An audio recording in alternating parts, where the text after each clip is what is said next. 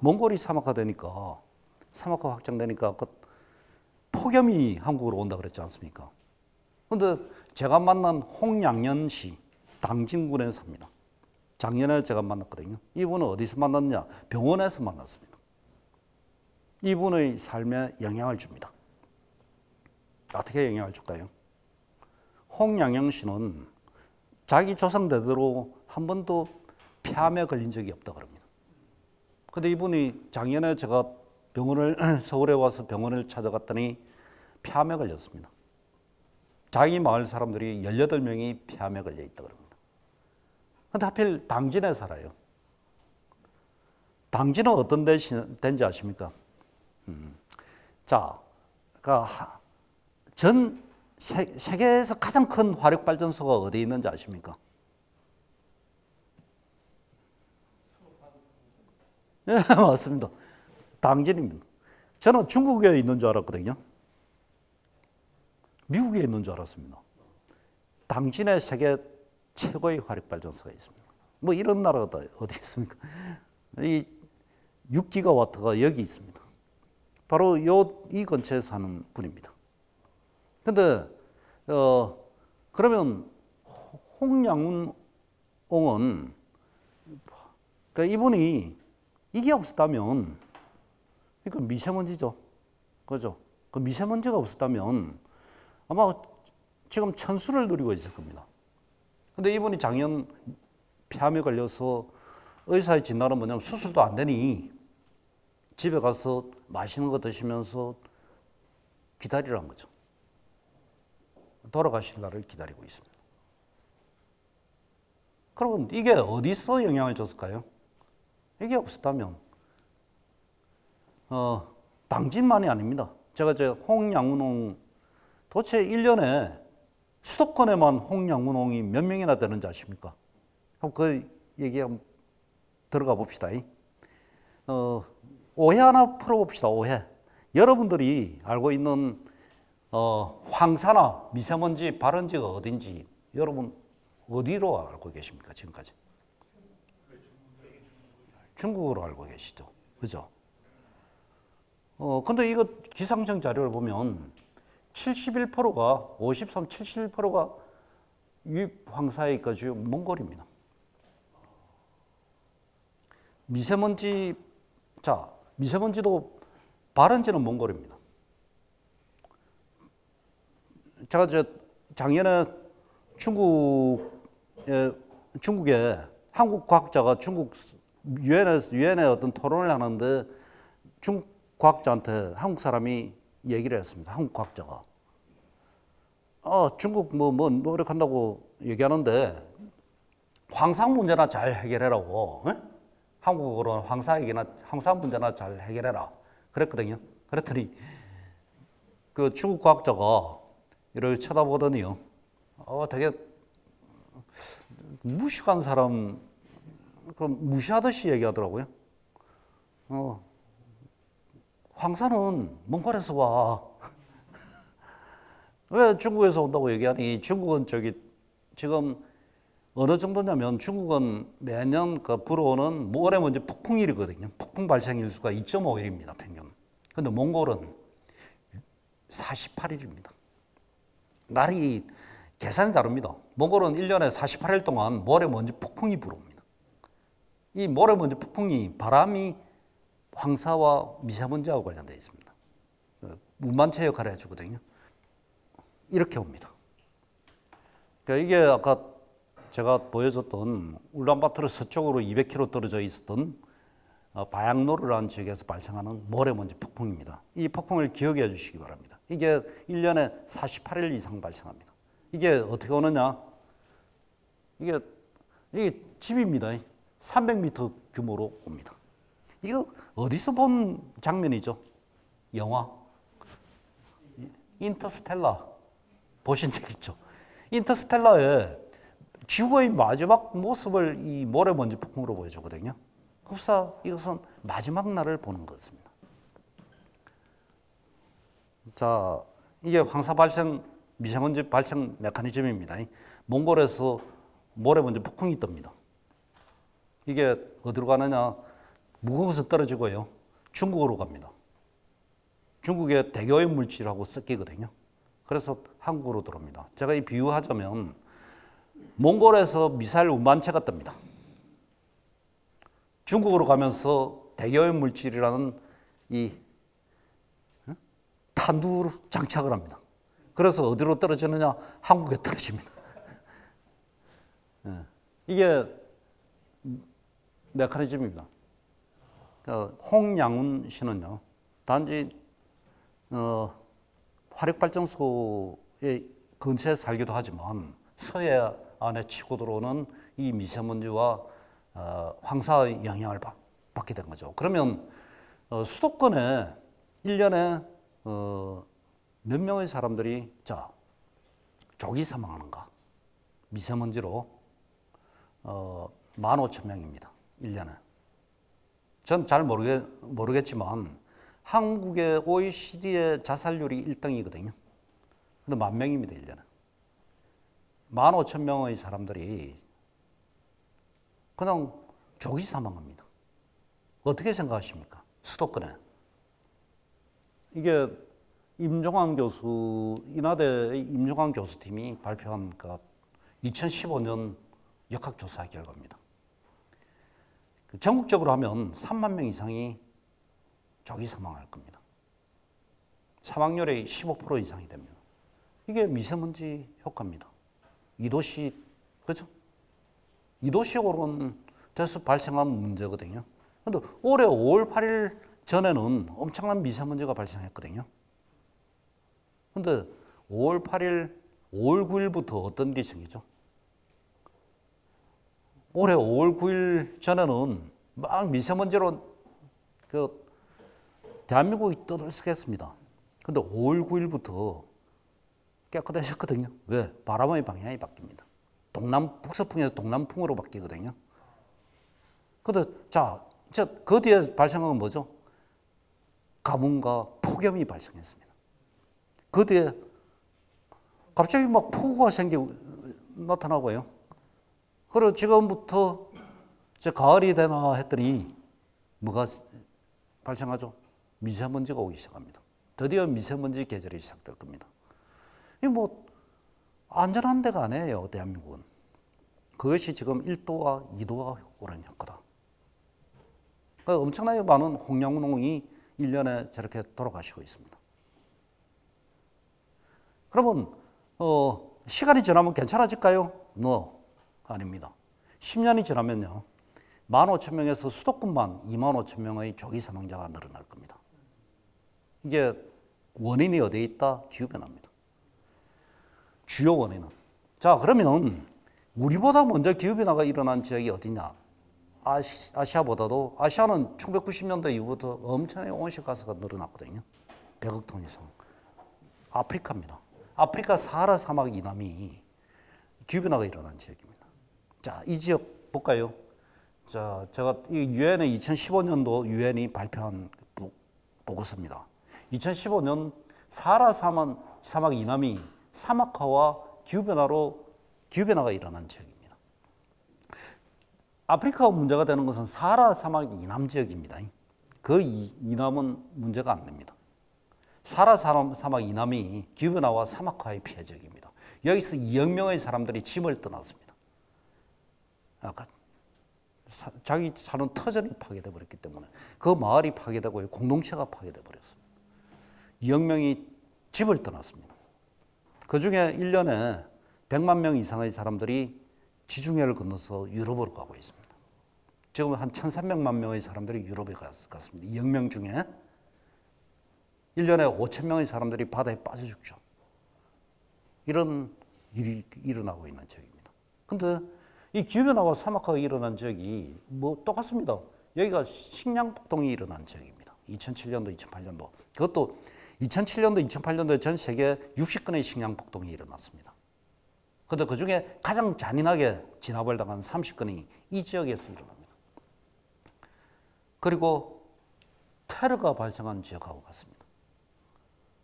기후변화가 일어난 지역, 사막화가 일어난 지역, 식량폭동이 일어난 지역, 테러가 일어난 지역이 같습니다. 그럼 보니까 기후변화, 안보 문제, 식량 문제, 그죠? 이것이 다 연결되어 있습니다. 이미 일어난 아프리카 얘기입니다. 어떻게 생각하십니까? 아시아는 어떻게 될까요? 제가 뭐 시간은 없지만 이 얘기해 드릴게요. 제가 아는 한 아프리카 좌우 친구인데요. 그 친구가 이런 얘기를 합니다. 자기는 소말리아가 자기 고향이다.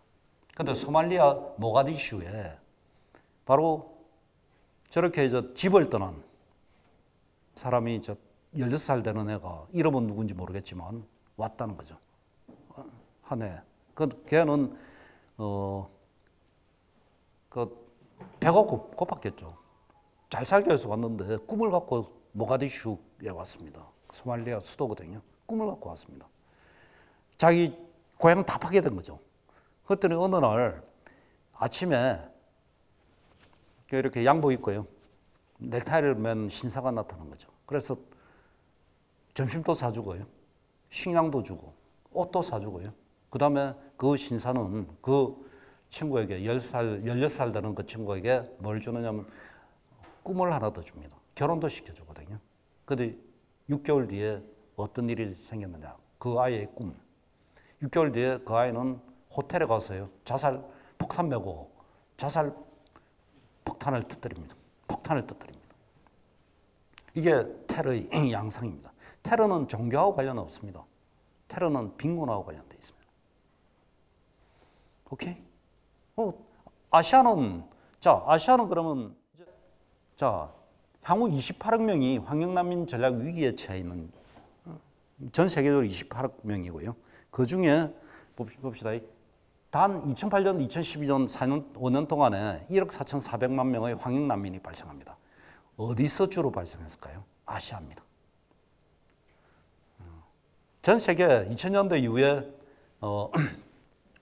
1등에서 10등 사이에 기후변화로 인해서 파괴된 지역, 기후변화로 죽은 사람과 난민 수를 합쳐서 1등에서 10등을 내봤거든요. 2012년도에. 1등에서 10등 안에 7개가 아시아였습니다. 1등 방글라데시, 2등 미얀마, 3등 필리핀 이런 식으로. 어떻게 해야 될까요? 레스트 브라운은 이런 얘기를 합니다. 오사마 빈 라덴과 테러리스트죠. 테러리스트. 동료들은 서구 사회를 파멸시킨다는 목표를 그들이 상상할 수 없었던 방법으로 달성하게 될 것이다. 아프리카의 과거와 아프리카의 현재는 아시아의 미래일 것이다 라고 저는 봅니다. 지금 엄청나게 많은 난민들이 발생하고 있습니다. 그래서 한번 읽어볼까요? 한번 같이 읽어볼까요, 이거? 네. 빈곤의 종말은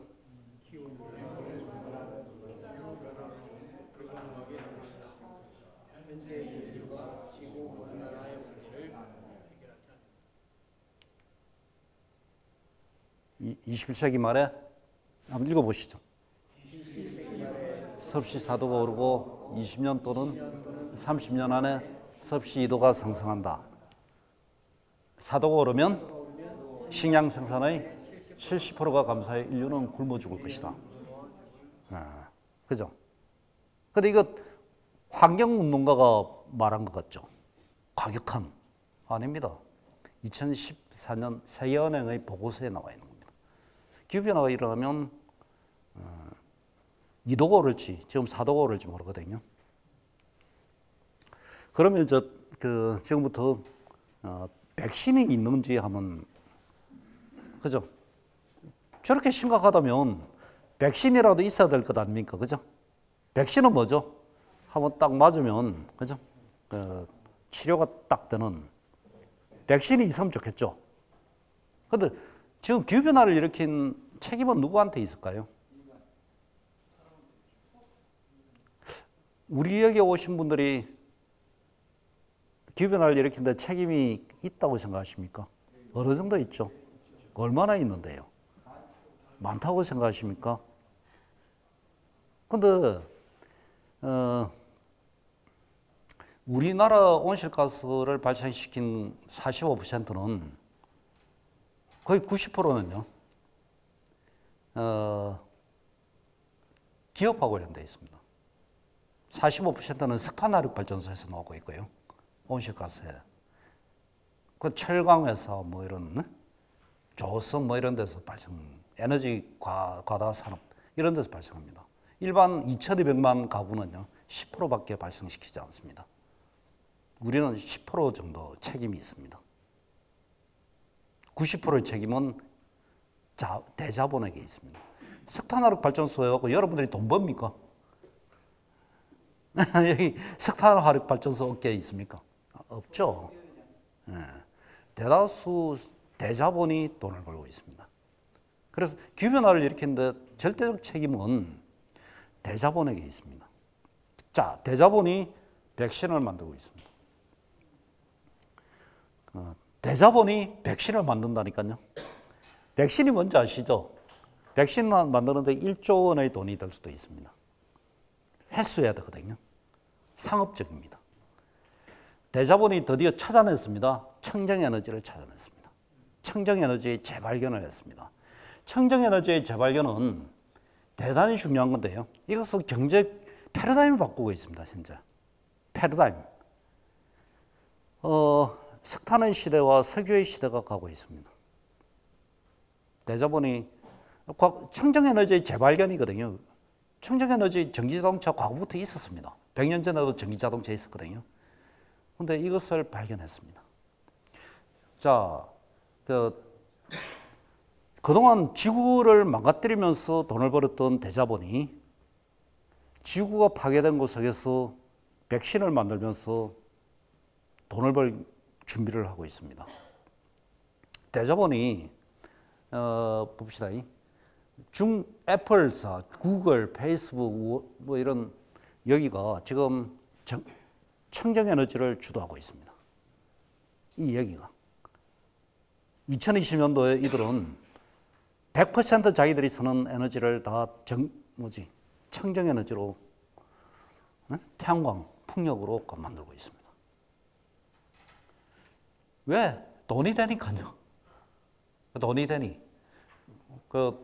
그래서 테슬라 모터스는 7kW 태양광 장착 배터리를 태양광 장착했어요. 지붕에 있는 태양광 해서 지금 일하고 만들고 있어요. 응? 오케이. 근데 그들이 얘기하는 것은 1억 6천만 대가 있으면 미국에서는 에너지적으로 다 만들 수 있고요. 저 배터리입니다. 그리고 20억 대가 있으면 인류가 쓰는 에너지를 다 만들 수 있어. 저 배터리 지금 만들고 있거든요. 대단한.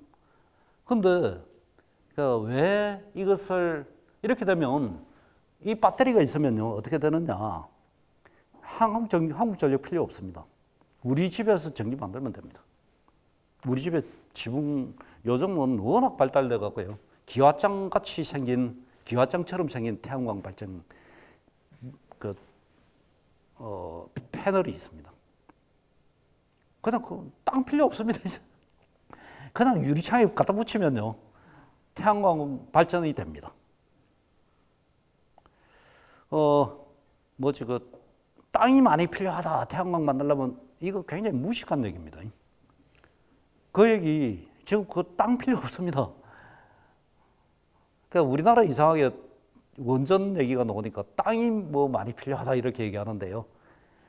제가 태양광 보러 다녀보니까 투명한 태양광도 발명이 됐고요. 우리처럼 기와처럼 생긴 태양광도 이미 발명이 되어 있습니다. 필요 없습니다. 그냥 갖다 붙이면 돼요. 근데 이게 누가 주도하느냐? 주도하는 게 실리콘밸리하고 중국입니다. 여러분 중국을 어떻게 생각하십니까? 중국을 어떻게 생각하십니까? 미세먼지 던지는 폭탄 던지는 나라, 쓰레기 공장이 가득 찬 나라 그렇게 생각하십니까? 제가 해외로 나가보면요 브라질이라든가 인도네시아 사람들 만나보면 중국은 세계 청정에너지를 제일 많이 생산하는 나라 1등, 미국의 2배입니다. 투자. 자, 2020년까지 8억 톤 석탄을 감축하기 위해서 우리 돈으로 450조 원을 투자하는 나라입니다. 1등이에요. 중국이 그러다 보니까 태양광이나 풍력의 가격을 떨어뜨리고 있습니다. 어떻게? 자, 과거에 저는 2005년도에 태양광 사업 하자고 했거든요. 그래서 저는 미친놈이래요. 왜냐면 원자력이 10배 되는 가격이. 근데 2020년도가 되면요. 이 하나 큐쉘의 보고서거든요. 2020년도가 되면 원자력 가격은 제일 비쌉니다. 120원이 되고요. 태양광, 석탄, 가스는 80원이고 풍력은 70원이 됩니다. 1kW 생산하는데. 이게 중국이 주도하고 있습니다. 원전 이 시대가 되면요. 원전 필요 없어요. 자, 왜 청정에너지를 지금 이렇게 많이 대자본이 투자하느냐? 미국이라든가 중국이. 지구가 뜨거워지는 그 걱정해서 그럴까요? No, 아닙니다. 돈이 되기 때문에 그렇습니다. 그 다음에 이것은 실리콘밸리에서 만들어지는 개념이기 때문에요. 실리콘밸리. 1인자만 살아남는 시장입니다. 여기서 2인자가 돼도 못 살아남거든요. 그러니까 1인자가 되기 위해서 별 짓을 다 하고 있습니다. 그러면 백신이 모든 것을 해결할 수 있을까요? 어떻게 생각하십니까? 백신은 뭡니까? 저 돈이 있어서 사는 거죠. 그죠? 저거 1억대 만들려고요. 그 1억대 ESS, 그러니까 배터리 만들려면요. 테슬라 모터스가 하려면 어떻게 해야죠? 1억대 만들려면. 그 에너지원은 화석연료입니다. 그거 만든다고 한순간에 지구촌은 화석연료로 뒤덮일 겁니다. 즉 3도가 오를지 4도가 오를지 모르는 거기서 전기자동차 운전해야 됩니다. 백신이 답은 아니죠. 그래서 찾아봤습니다. 80% 이상, 20%의 돈 지불 능력이 있는 사람들 얘기거든요. 80%는 돈 없는 사람은 오늘 당장 먹고 죽을 그 약 살 돈도 없는 사람들은 어떻게 하죠? 그죠? 난 비록 이 누구죠? 스피노자. 난 비록 내일 지구의 정벌이 온다 해도 나는 오늘 한 그루의 사과나무를 심겠다. 뭔가 이거 저는 이 청정에너지도 답이 아니라는 생각도 답일 거라고 저 생각했거든요. 근데 아니더라고요. 그래서 찾아보기 시작한 게 스피노자 얘기가 갑자기 떠올라요. 멋진 말이다 이거. 네? 그래서 이 여인의 그 이야기에 제가 귀를 기울이기 시작했습니다. 이분 왕가리 마타이거든요. 여러분은 왕가리 마타이 잘 아십니까? 왕가리 마타이? 케냐의 여성입니다. 2004년도에 노벨 평화상을 받았고요. 3천만 그루의 나무를 심은 것으로 노벨 평화상을 받았고 비정치적 이유로 노벨 평화상을 받은 분입니다. 유일합니다. 최초입니다, 이분이. 근데 이분이 15km 나무 심기 운동을 2006년도에 제안합니다. 근데 2006년도 제안했는데 저도 그때 우리 단체도 프로나시아도 3만 그루의 나무를 심어서 여기 참여했거든요. 근데 1년 안에 15km 나무 심었습니다. 전 세계적으로. 이런 기적을 만들어낸 분입니다. 근데 이분의 얘기에 제가 여러분들하고 나누고 싶은 얘기가 벌새 이야기입니다. 벌새 이야기. 그러니까 이분이 2004년 노벨 평화상을 받으러 왔을 때 이 얘기를 합니다. 산에 불이 나면 모든 동물은 다 도망간다. 근데 토끼도 도망가고 뭐 사슴도 도망가고 코끼리도 다 도망가는데 단 하나 벌새. 우리 벌새 보신 적 있죠? 어릴 때 그죠? 우리 세대예요, 우리 세대. 저도 벌새를 봤거든요. 손 한 마디 정도입니다. 근데 이 벌새는 그 작은 부리로 시내에 물을 떠서 불난 그 나무에 물을 뿌린다. 그죠? 정말 보잘것없는 나무 불 끄는데 보잘것없는 벌새. 이것이 인류의 문제를 구원하는 답일지도 모른다. 즉, 인류 전체가 70억이 모두 벌새처럼 한평생, 1년이 아닙니다. 한평생 나무 10그루만 심으면 기후변화 문제 해결할 수 있어. 이렇게 얘기를 합니다. 이 청정에너지, 그죠? 그게 해답이 아니라면 인류 전체가 벌새가 되는 것도 한 방법이겠다. 대다수 사람들은 벌새가 되기는 쉽거든요. 1년에, 근데 평생 나무 한 그루 안 심고 가는 사람들 많죠. 그죠? 근데 인류 전체가 10그루의 나무를 심으면 집단 지능에 의해서요. 뭔가 인간이 파괴해서 산림의 존재로 전환이 일어날 것이라는 깨달음이 생기기 시작하더라고요. 파괴해서 산림의 존재로 전환이 일어난다. 나무가 700억 그루가 심어져서 해결되는 게 아니더라고요. 그래서 찾아본 게 커뮤니티의 재발견입니다. 마을의 재발견이거든요. 자, 여기 세 가지 얘기를 제가 짧게 드리겠습니다. 커뮤니티 재발견. 아까 청정에너지를 재발견했지 않습니까? 우리도 그런 커뮤니티를 한번 재발견해보자. 그래서, 첫째는 에볼라 해법입니다. 아프리카에서 에볼라가 2015년도에 발생했습니다. 5,000명 에볼라에 걸렸고 2,500명이 죽었습니다. 그때 난리 난 거 기억하십니까? 그 에볼라. 근데 백신이 해결했을까요?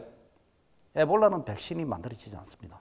왜냐하면 이게 유럽에 생기면요, 백신이 당장 만들어집니다. 백신 만드는데 백신은 상업적이거든요. 1조가 들지 그 돈을 회수해야 되기 때문에 아프리카에 저거 70년도에 발생했거든요. 백신 안 만들어집니다. 또 백신이 만상자가 있어도 소용없습니다. 왜? 냉장고가 있어야 되거든요. 전기 없습니다, 저기. 그 뭐로 해결했을까요? 2015년 12월에요. WHO 세계보건기구가 급한 어떤 문제를 이게 굉장히 급하니까 공유하자라고 했는데 그게 뭐냐면 여기 기니아, 시에라리온, 라이베리아 이 세 나라에 발생을 했는데 라이베리아에 이름도 없는 로파라는 지역에서 8주 동안 에볼라가 발생하지 않고 있다. 8주 동안. 그 주변은 막 에볼라가 발생하는데 그 조사를 좀 해야 되겠다. 그래서 WHO가 갔습니다. 갔더니 이 사람을 만난 거예요. 피터 클레먼트. NGO 국경 없는 의사회 의사입니다. 이 의사가 차 몰고 넉 달 전에 저기 로파라는 지역을 간 거죠. 가서 봤더니 막 사람들이 뭘 하는 거 봤냐면 이게 체액으로 없는데 에볼라는 누가 돌아가시면요 전통장례를 치릅니다. 키스를 하고요 시킵니다. 그러면서 같이 걸려서 같이 죽는 걸 본 거죠. 그래서 이거는 병이야. 그러면서 마을 지도자들을 설득하기 시작합니다. 그래서 교육을 하거든요. 지도자들이 저 해봐 했는데 그 교육의 결과 8주 동안 에볼라가 발생하지 않습니다. 이것을 커뮤니티의 승리라고, 커뮤니티의 승리다. 백신의 승리가 아닙니다. 근데 기후변화는 에볼라하고 똑같습니다. 그죠? 백신은 돈 되는, 그죠? 돈을 지불할 수 있는 사람을 위해서만 만들어집니다. 그러지 않은 사람들은, 아까 미얀마 사람들, 몽골 황영난민들은 혜택을 받을 수가 없습니다. 어떻게? 자, 하나 더 얘기해 봅시다.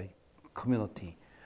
비슷합니다. 근데 커뮤니티에서 서울 석관동 두산 아파트에 이제 2009년도에 그 젊은 29살 사람이 이사를 갑니다. 젊으니까 아파트 사람들이 당신이 회장을 해라 그러거든요. 근데 이 사람이 2009년부터 시작한 게 아파트에 에너지를 줄이자는 일을 시작합니다. 대표를 하면서. 근데 놀라운 일을 합니다. 아무도 안 볼 거라고 생각 안 하고요. 모두 자기들이 동대표가 얘기하는 것을 송출합니다. 심재철 회장, 젊은 층 분이거든요. 재밌는 일을 주민들하고 합니다. 투표도 하고요. 그래서 뭐냐면 엘리베이터 전등을 30% 줄였더니 사람들이 눈치를 못 채더라는 거죠. 그리고 텔레비전 그것도 30% 낮춰도 눈치를 못 채더라는 거죠. 그리고 이 효율적인 펌프 시스템이라든가 이런 것들을 그런 것을 준비하기 시작하고 모두 주민들하고 투표해서 1998 세대거든요. 여기 사는 분들이 하면서 1년에 65만 킬로와트의 전기를 줄이고 15억의 전기료가 드는데 2억 4천만 원을 줄입니다. 1년에. 65만 킬로와트는 어느 정도냐면 150가구가 1년에 쓰는 전기량입니다. 이거를 이 마을이 해냈습니다.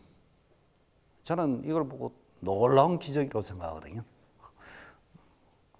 어렵지 않습니다. 한번 도전해봐도 좋습니다.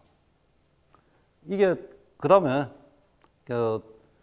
이 얘기는 나는 오늘 커뮤니티를 신겠다 이 얘기 하나 해드릴게요. 커뮤니티를 신겠다. 이것은 아까 28억 인구가 지금 기후변화와 사막화 위기 지역에 있다고 아까 얘기 들었죠. 그 28억의 인구를 위한 모델을 만든 게 마을입니다. 한 마을에서 만든 마을 이야기거든요. 이 마을. 근데 기후변화는 인류가 1만 년 만에 처음으로 겪는 일입니다. 그 전에 이런 일이 있었다면 설레라도 있는데요. 설레가 없습니다. 나무 심고 풀 심는다. 그거 나무 심고 풀 심으면 살 거라고 생각하죠. 처음 있는 일은요. 처음 있는 방식으로 해결하지 않으면 해결이 안 됩니다. 거기서 커뮤니티 재발견했는데 이것은 유엔에서 얘기를 제가 드릴게요. 유엔에서 2014년도에 1만 년 만에 처음 생기고 28억 인구가 이 문제에 있다 보니까 기후변화 해결책을 찾기 위해서 유엔이 전 세계 당신의 나라에 있는 모델을 제시해봐 이렇게 했거든요. 근데 그 제시를 했는 76개 나라가 제시를 했습니다. 그 중에 몽골이 제시한 게 프로나시아가 만든 모델입니다. 몽골 정부가 제시를 하거든요. 근데 그것이 그 유엔의 생명의 토지상인데요. 그게 전 세계 이 심사위원들이 만장일치로 최고상을 주게 됩니다. 14,000명의 사람들에게 혜택이 돌아갔다 얘기하거든요. 그러면 초기부터 이게 이제 28억 명을 위한 모델입니다. 한 마을에서 만들어진 모델이거든요. 이게 유엔을 통해서 전 세계에 지금 그 권고 모델로 지금 퍼지고 있거든요. 왜냐하면 기후변화가 일어난 지역과 사막화가 일어난 지역에는 나무만 사라지고 땅만 파괴되는 것이 아니고 거기 사는 사람들의 삶이 다 파괴가 됩니다. 그러니까 이 모델은 사람들이 자립을 하면서 이렇게 생태 복원하는 모델입니다. 환경난민들이 제가 한번 주민들이 참여하고 있고요. 커뮤니티 모델입니다. 그런데 이 사람 얘기가 뭐냐면 2002년 내가 키우던 가축들이 사막으로 모두 굶어 죽을 때까지 나는 유목민이었다. 나는 살기 위해 일을 찾아 울란바토르로 무작정 떠났다. 4년간 도시에서 일을 했지만 생활이 나아지지 않아 다시 고향으로 돌아왔다. 이 환경난민 이야기거든요. 근데 고향에 왔을 때 마을이 바뀐 것을 보고 깜짝 놀랐다. 모래만 가득했던 사막이 사라지고 대신 숲이 그 자리를 차지하고 있었다. 그 이유가 궁금해 나는 프로나시아 활동에 합류했다. 현재 농업과 조림 기술을 배우고 있다. 지금 나는 행복하다. 이 모래 먼지 폭풍이 일어난 지역 바양로에 살았던 분이 환경난민이 되었고 떠났다가 도시로 떠났다가 다시 돌아온 아까 타미르 형제의 아버지와 같은 사람입니다. 그러니까 다시 정착을 하기 시작하거든요. 이 모래 먼지 폭풍이 일어난 지역입니다. 이 지역이 지금 마을이 1200헥타르인데 120헥타르 정도 10분의 1의 나무를 심었거든요. 그랬는데 이 지역에 모래먼지 폭풍이 사라졌습니다. 10배 정도의 규모의 모래먼지, 나무를 심었더니 10배 정도의 규모의 모래먼지 폭풍이 사라졌고요. 근데 나무만 심었다면 아무것도 일어나지 않았을 겁니다. 근데 사람들한테 뭐를 심었느냐? 과일나무를 심은 겁니다. 여기가 비타민 나무거든요. 비타민 나무가 고가의 이 황금성 작물입니다. 이거를 심기 시작하면서 이들이 소득이 생기기 시작한 거예요. 나무 뿌리 캐먹고 살 수는 없잖아요. 그죠? 그래서 이것을 팔아서 그들이 삶을 환경난민에서 제가 이런 얘기하면 이제 애들하고 같이 그죠? 애들과 엄마가 같이 밤에 잘 수 있는 편안하게 잘 수 있고 밥을 먹을 수 있고요. 이럴 수 있는 그 사람들이 생기기 시작했습니다. 여기 1년에 현재 요즘 200가구가 우리가 7개 군데의 지역에 몽골에서 이런 모델을 만들고 있는데 이건 아프리카도 적용이 가능합니다. 단지 이 비타민 나무 대신요 대추야자 이런 거로 바꾸면 됩니다. 저 결론을 말씀드리겠습니다.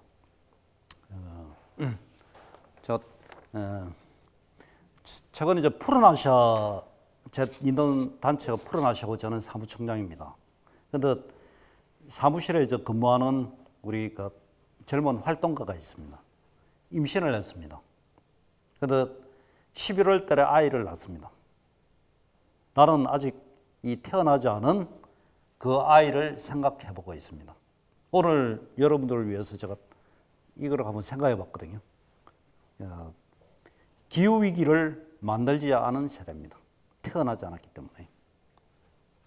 그러나 그 피해를 온전히 또한 지고 가야 할 세대입니다. 책임이 없는데 온전히 기후변화 한가운데를 겪어야 되는 세대. 이들로부터 우리는 어떤 평가를 받기를 원하는가? 이제 태어나는 세대를 위해서.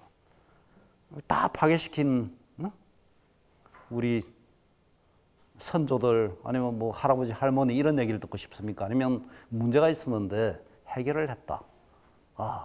그런 평가를 받고 싶습니까?